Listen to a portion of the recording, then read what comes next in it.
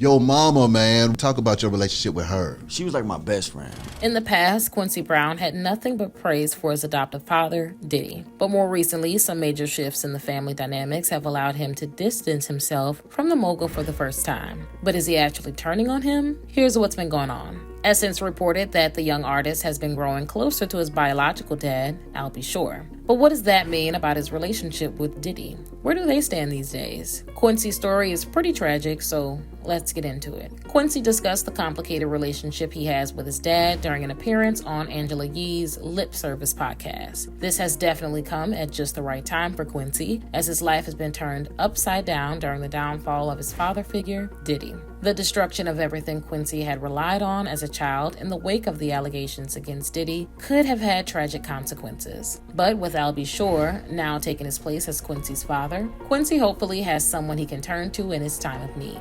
In 2009, Quincy tried to address the absence of his real dad and the impact it had on his life. Quincy wrote him an open letter in which he made some eye-opening statements about Al and, of course, Diddy. At the time, what most people focused on was what Quincy had said about his father. He said that all he ever got from Al was that he was considered to be his spitting image. He went on to question where Al was and what he was doing as his son grew up without him.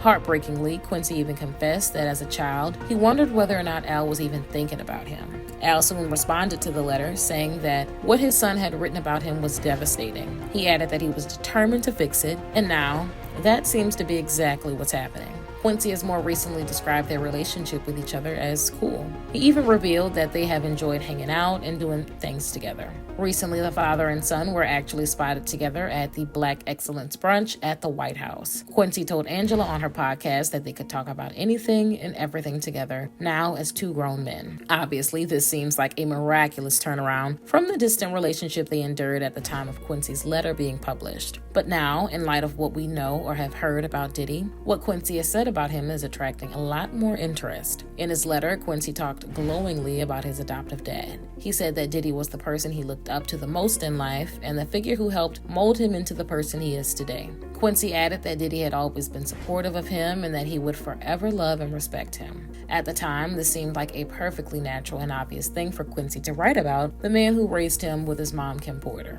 But now, knowing how much Quincy looked up to the disgraced music mogul just adds to the tragedy of his upbringing. The man he'd aspired to be like more than any other has become the center of some truly horrifying allegations. Among the many shocking crimes attributed to Diddy, there have even been some rumors about his treatment of Quincy's mother. And some of the things that have been said are shocking. Kim was best known as Diddy's on and off partner for many years. However, she was also a self-made success story in her own right as an actress and a model. She moved to Atlanta at the age of 17 to pursue her modeling career, appearing in fashion shows and on magazine covers like Essence and Jet. She and Diddy welcomed their first child together, Christian Combs, in 1998. By that time, Kim and Al had already welcomed Quincy to the world. According to People, Diddy was hands-on in raising Quincy from when he was 3 years old. However, just a few years later, Diddy and Kim's relationship started falling apart. They split up in 2007. After Kim's tragic passing, Diddy appeared in Essence magazine with all of his kids to open up about his loss. He described Kim as his soulmate who had taught him to be a better father. He then described the horror everybody felt when they heard the news that Kim had passed away.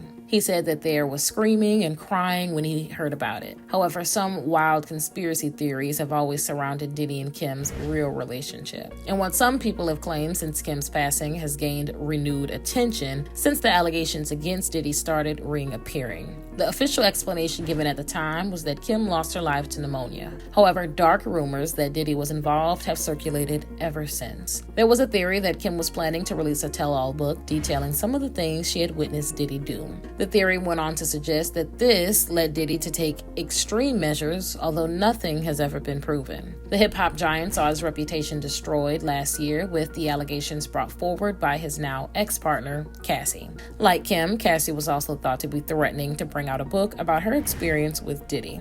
All the theories that have been shared about Diddy are just that, theories. But a look at the fates of several people linked with him has convinced some people that he has been responsible for a lot of really terrifying acts. As well as the theories surrounding Kim, several other people have allegedly been targeted by Diddy. In fact, Kim's one-time boyfriend, Shakir Stewart, who she started seeing after one of her breakups with Diddy, was ruled to have taken his life with a self-inflicted firearm wound. This happened back in 2008, and it was reported that after this, Kim actually got back together with Diddy. People now find this chain of events suspicious, and while no evidence has ever been found to support any of these rumors, the tragedy of Kim's early passing has now become a major talking point once again.